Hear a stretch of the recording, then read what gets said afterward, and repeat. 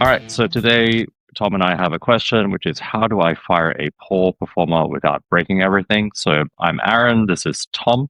We have both run a number of agencies as part of our business careers and experience, and usually we get paid to answer like these things for clients, but we've decided to record this one for YouTube instead. So Tom, kick us off. How do you fire a poor performer without breaking everything in your agency? We've had poor performers trying to break everything in the agency. So yeah, uh, in the beginning, I didn't really think of it till they really did break things. So I started defaulting to like the American corporate, you know, Mhm. kind of like do it on a Friday, security guard, pack things up, get out now, like one of those. Um, the one thing you got to do now, because everything's digital, you got to make sure all the documents that they have SOPs, you copy them over. Because we've had, even though we give instructions, like this is where you put it, this is what you use now, they will still do it in their own Google Drive and just put the links in. Like people just don't Mhm. listen. You know what I mean? It's just a thing, right? Then if you have clients, you got to message them to remove access. Like we've had clients give the wrong access to employees. So instead of like giving me admin and them standard, they would give two admins, and then they would forget to remove them. And they're like, "Oh, this person broke things." I was like, "Well, did you get the email last week? I said remove." Mhm. You know what I mean? So like, you got to kind of be proactive on that now. So now, like when we get access, I would make sure in the beginning that I'm the only admin, their standard, so I can go in and just do that for them. Just like, okay, we got to just exchange these people out. Mhm.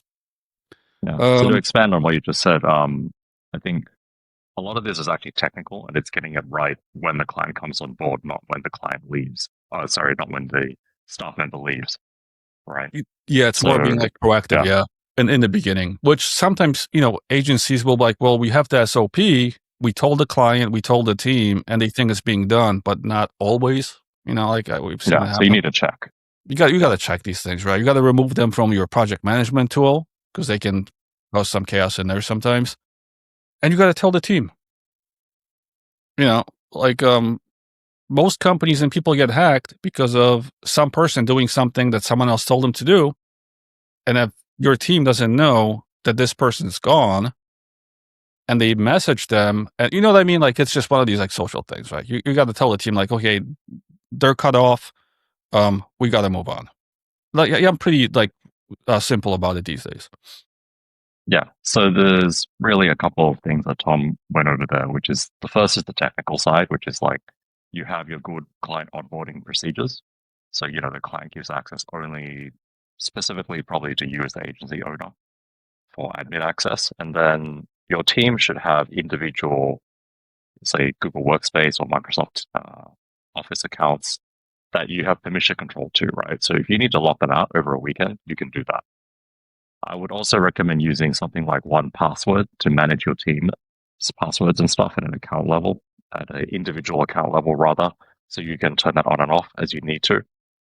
And obviously, if you have any shared accounts, which a lot of agencies do because it's just easier to manage access that way, you got to reset the password to those things once the team member leaves, right? Because they probably have it saved on their computer somewhere as well.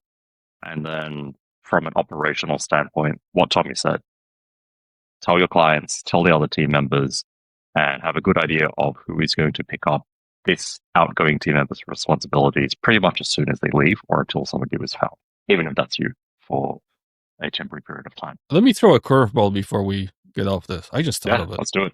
All right. So imagine this. Um, you hired Gemini 3 for your agency. and you gave Gemini 3 access, via MCPs and all these like documents and Mm, whatever, access to the brain. So it knows everything about you, all the passwords, how to get into everything.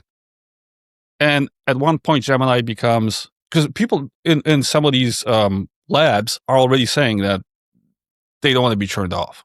These AIs will do anything not to be turned off. Gemini figures out you're about to fire them. You just and you're canceling the subscription. What do you do? you borrow from every hacker movie and you pull the power plug first But you can't pull the power plug on Gemini. Google owns that power plug. on your local data, man. Yeah. I don't know, man, but I just thought of it like, what if that is like something we got to deal with in 5 years? business in 5 years is going to be very interesting. That's all I will say. You know what I mean? Like, and it's not like you're getting rid of the AI. You're just like Gemini. You're not cutting it. I'm hiring Claude instead. All right. I think that pretty much We'll leave answers you that with one. this. We'll leave you with this, and until the next one.